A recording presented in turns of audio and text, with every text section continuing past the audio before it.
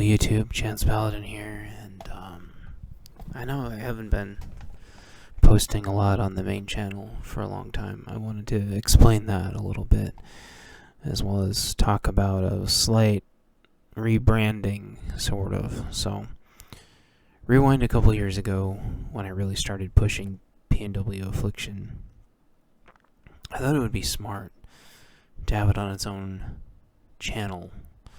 What I hadn't anticipated, though, was that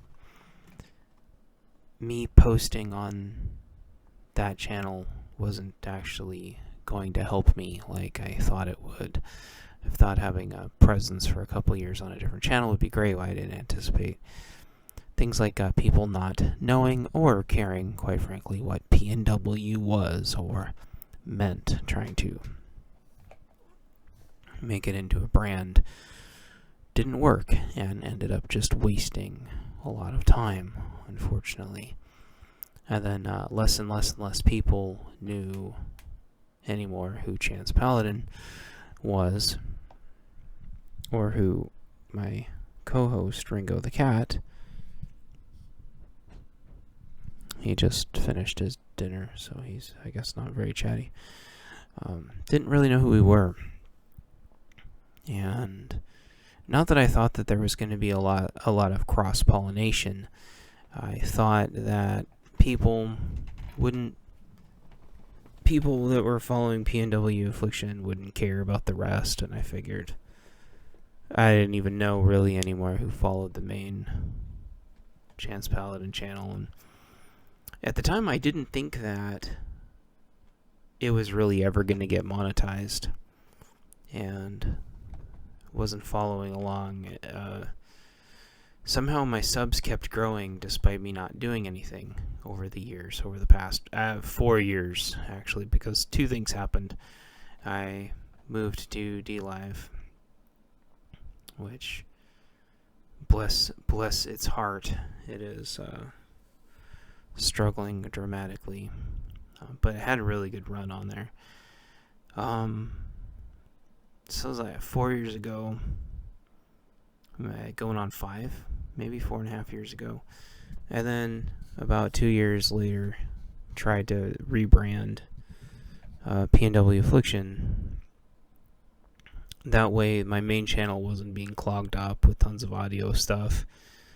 I know some people were still there for auditing things, some people were still there for gaming stuff, whatever, and I just had like a bunch of old quirky videos that people still find entertaining, amusing, helpful, useful, and just a lot of fun, weird, like different quirky stuff on the main Chance Paladin channel. And the other thing I didn't anticipate when I started PNW Affliction 5 years ago, 6, however long it's been, 2017, 2017, I didn't anticipate having like a second and third series. I never thought PNW Affliction was going to get this far. And it started with one book, recycled. About, the first book, I stopped like a third of the way through. I stopped 2/3 of the way through. And then when I finished the first book, I was really surprised and immediately thought of a second one. Around halfway through the second one, I immediately thought of a third one. That's how the book series has been going for like 5 years. And I never thought it would come to the end of the PNW. I never thought it would get to the end. And so I never planned for having a part 2, which was Heartland. And so I was kind of faced with this weird situation where it's like, well, if I start Heartland, which I have, the first Heartland book's almost done, and I've already written a bunch of like short stories for it, does that mean I make like a Heartland channel? Or does that mean I just make the Heartland books a part of PNW Affliction? Like, Or does P&W Affliction just like become the whole franchise? Like, I really struggled with brand identity. And most authors don't do what I did. In fact, I really don't know any that just start and just keep writing forever, because it makes a very disjointed narrative, which is exactly what happened with my books. I keep managing to patch it together, though, because there's enough interesting things that it can do. And sort of like my webcomic way back when, there's a lot of really interesting ways it can be written, because the main character is really the place, not the people. The people just live there.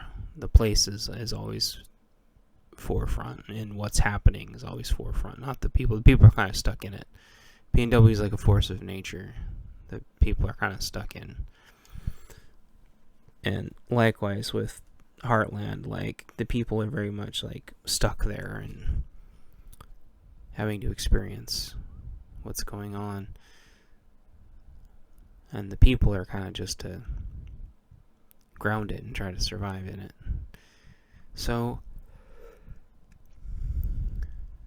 I'm kind of stuck with like this branding problem. And then on top of that, I ended up getting my YouTube back to where I was monetizable, which was the whole reason why I left to begin with ages and ages ago. Those of you who've maybe been here for a long time, you might remember the more I streamed on YouTube, the more subs I lost. And a lot of other people that had left had told me the same thing. Like, after they left, their channels were growing more with them gone than with them being there. Now, my very first channel, SWTOR, didn't do that. My P&W Affliction channel didn't do that. And then I had a channel even older that I can't find now. I think it's done, which is fine. My Odyssey channel, same thing, it doesn't do that. My Chance Paladin channel is the only channel that continues somehow to organically grow on its own.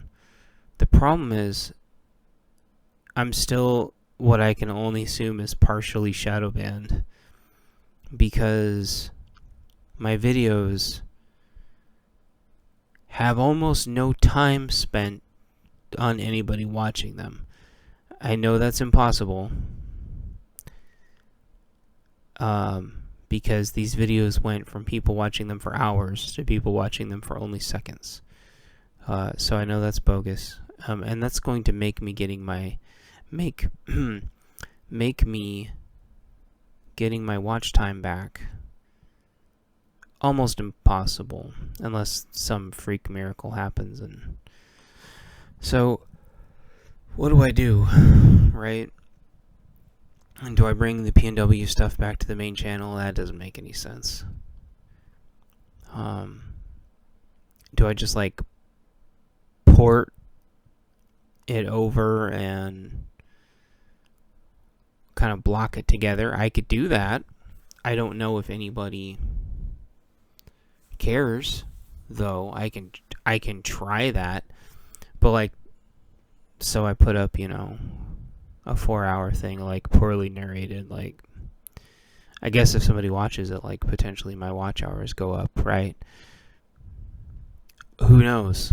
Or maybe the algorithm will pick it up easier because it's in one giant block with the meta tags instead of 22 small blocks. I don't know, but I've been thinking about it for a few days, and I think I've got to try, because if I'm going to spend the time and effort to rebrand P&W Affliction books so the series actually makes sense, because explaining the series to people is impossible. There's still only one person that's read the whole thing, so if I'm going to spend like the enormous amount of time to rebrand this whole thing after I finish the hardbound of Bunker Codes and Heartland, I really should just try to go back to the main channel and work on it. The reason why, though, is because I keep trying to talk to YouTubers. They don't know who I am, because I've been posting as P&W Affliction for 2 years, which I thought was smart. Not smart. It was stupid. I think my heart was in the right place, but it didn't occur to me how much it would backfire. Because I'm not emailing people as P&W Affliction. And honestly, most people just don't know what that is, and they don't care, and they don't want to care, and they don't want to know. So many people are living in their teeny tiny little bubbles, and they just don't care. They have so much normalcy bias. They think everything's going to be okay. They think the good old boys are going to protect them. Or they think they're just going to call 911 and help's going to arrive. Or they just think people are mostly good. Or they think the stores are just always good. They don't care. They don't care what's going on around them. They don't see the enemy stacking up at their doorstep. They think these little calms between the storms are a sign of de-escalation. But the extremes are like getting worse. And so whether that's climate extremes or civil unrest extremes, food price extremes, fuel price extremes, temperature, it's all getting worse. Not worse, it's getting more extreme. Like it's fluctuating. Everything's becoming more polarized, and so you try to get people to just invest even 1 second into trying to understand what P&W Affliction is.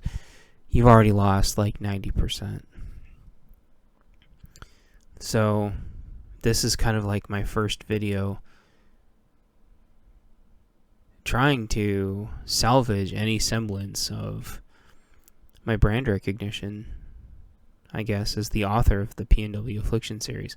So the other thing that happened, though, is I wrote Bunker Codes, which is nonfiction, because about half the people said they're tired of reading fiction and I need to write something that's nonfiction. So started as a cookbook, but I realized I couldn't explain the cookbook stuff without explaining like the baking, which means I couldn't explain that without explaining fires and stoves and ovens and how to safely do that, and then it just evolved into the Bunker Codes. And true to form, as somebody who knew me for quite a while said, I'm the smartest stupid person they know. Or no, the stupid smartest person. I think I already screwed up the branding of this book too. It has that colon there, and I didn't know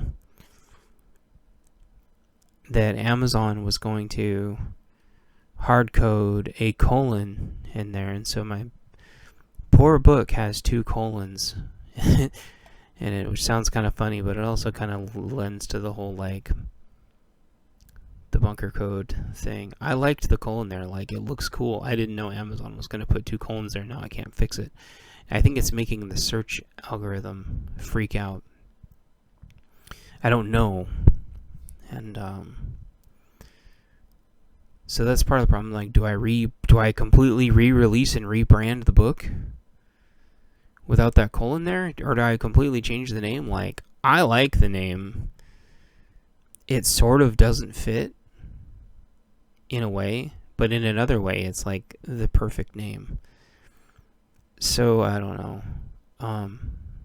The name has really stuck. I keep calling it the Bunker Book. The problem is, like, you can't name your book the Bunker Book. I also like the name because it's like the codes to the bunker, but it's also like deciphering everything in the bunker. Like, it really is a good name. But people don't immediately associate it with a prepper book, which is the problem.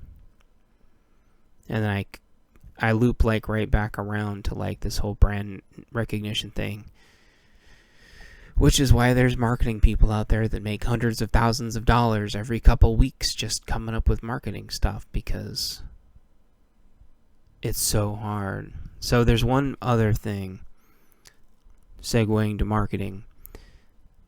I was faced with the fact, if I can't reach out to YouTubers, and if this community of preppers can't help itself, which is so typical of preppers to be so distracted that they can't work on anything together. No offense, guys and gals, but it's true.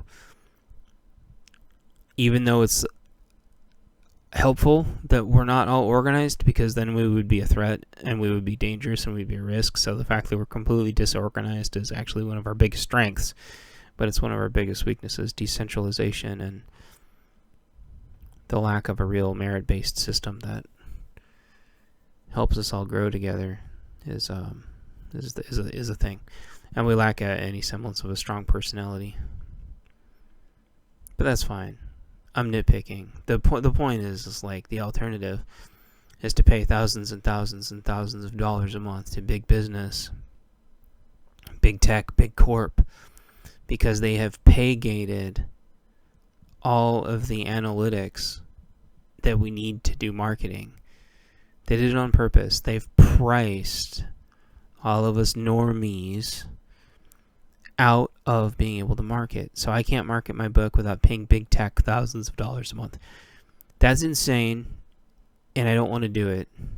If it's between me failing, but me doing an honest effort and paying like megacorps like thousands of dollars because they've pay-gated data that they've got for free, I'll just stop, right? But I want to give it one final, last, good, solid effort, like I always do, and I think there's like a legitimate chance that P&W Affliction's probably never going to do anything. Unfortunately, I feel bad about that. I'm still going to try, though. I'm still going to try to rebrand it so the series actually makes sense. Plus, like, it's pulling teeth to get anyone to review this thing, so I may as well just rebrand the whole stinking thing. Whether I rebrand Bunker Codes to get rid of that colon, I'm not sure. It depends on what happens with the hardbound. If I can get rid of the colon on the hardbound, I will, and I'll be happy with that.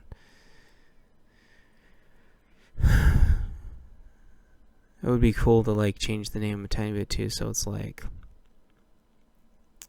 the Bunker Codes, an updated guide to bunkers or something like that, because the hardbound is going to have a lot more stuff in it. I stopped updating the paperback, but the hardbound, like, we're in really cold weather right now, and people are talking about like, leave your faucet running, put the little styrofoam cuppy on your outer faucets, making sure, your lines don't have water in them. Like, and I'm going to update all that to the hardbound, and I'm going to be putting a lot of cute little pictures and stuff of Hoodie the character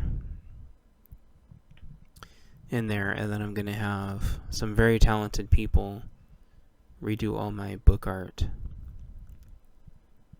So I'm going to make an honest effort out of the whole thing. But I think after Heartland and this rebranding and the Bunker book and stuff, like, I really do think I'm going to be done, because I see now that unless the prepper community is going to pitch in and help, there's no way to do this without hardcore unloading massive chunks of money into big tech. So either the community helps and spreads the word, and I do my best to make the books, the series understandable and stuff, or it's just going to be done. So, and it'll sit out there, and if it takes off, great. If it doesn't, like, at least it'll look like a series. And that's why I think Heartland #1 is going to be my last book. I had 2 more spin-offs planned, but I don't think I'm going to do it. Like, it's a lot of work. And it's brought a lot of joy to a lot of people's lives, and I had a lot of really lofty goals. But now that I'm legitimately trying to reach out to YouTubers, and it is like pulling teeth, there's a few, and there's a good chance it could take off. It only takes one. I'm gonna keep trying, but like, it takes months and months and months and months and months to cultivate a relationship, to get even one YouTuber to share it even just a little bit, let alone the proper like depth that you need them to explain the book, to let it sink in to their viewers. Like, you need to articulate the book a certain way, or it's just gonna, people aren't going to take it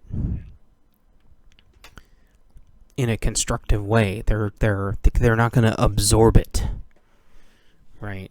You have to pitch the book a certain way for them to absorb it. Most YouTubers don't get that. They're used to pitching like a product or an idea, but not like a book, and explaining what the book means to them, because a book is like art. Some can explain it and some can't. So I've really been working on seeking YouTubers that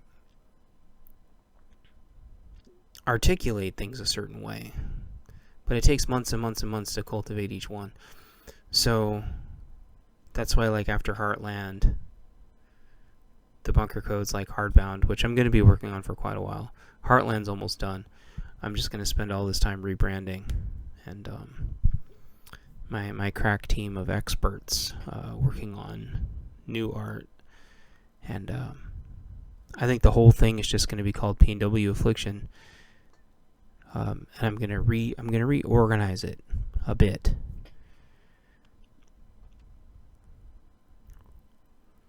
So the books are kind of going to be like really reorganized. I don't know how I'm going to deal with the Kindle side. If I'm just going to wipe them all and rebrand that whole thing, I don't know. I haven't figured that part out yet. But this guy told me that like people really do care about book covers on Kindle. I do not believe that, but he said it's true. I don't know why anyone gives a crap about book covers on Kindle. That makes no sense to me, but I don't know who I'm dealing with, so it's possible. At a bare minimum, though, I'm going to reorganize the paperbacks. I want to rebrand them. I want to rebrand 1 through 14. And then I want to rebrand 15, 16, 17. And then I think I want to completely reorganize all the short stories. I want to break all the Heartland short stories into their own book. All the P&W stuff into its own book. Or books. And the only reason I didn't do that, besides the fact that I had no plan, is after book 17, 2020 hit, COVID hit, massive civil unrest hit, and then January 6th hit. And I was not comfortable just leaving the story untold, so I told it in short stories until things sort of calmed down, and then I did 22, which was another epic. And then 22, same thing. I had a huge advertising deal lined up with a local store, and it was really unfortunate what happened. He hurt his foot working through the winter, which I hung out with him the whole time, and then he didn't bother to tell his family about the agreement we had, and they treated me very, very rudely, and it's really unfortunate. So I won't go back to that store. He won't call me or email me or anything, and I'm not gonna be treated like that. I believe in honor, respect, dignity, and a merit-based system where you treat others how you want to be treated, and you seek a certain level of exceptionalism where people take things seriously. At least sometimes. And if you spend like weeks with somebody watching their back in freezing ass cold temperatures when nobody else is there to save their ass, you make them shitloads of money.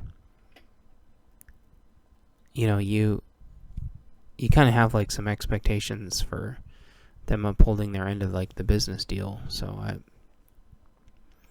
I've been suffering setback after setback, but if there's anything I've learned in my adult life is that things only seem to work about 5% of the time if you're like really lucky, whether it be jobs or any sort of moving in the positive direction.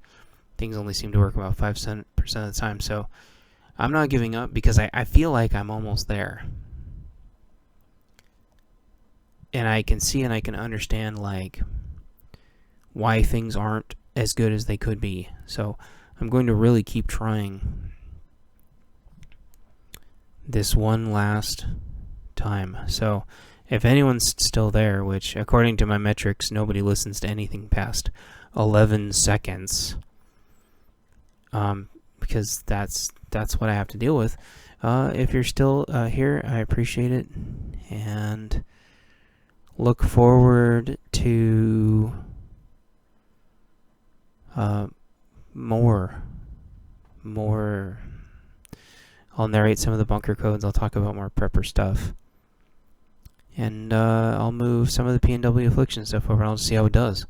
So anyway, like, subscribe, tell your friends, send us $1 million, and share my books out. They're on Amazon. And I will talk to you all later. And I appreciate the crew that I have left that doesn't shovel out excuses. I've ended up with like a really, really good, solid group, and I am just so appreciative. And it took a long time, so I want to give this one last try. So I appreciate y'all, and I will talk to you later. Bye-bye.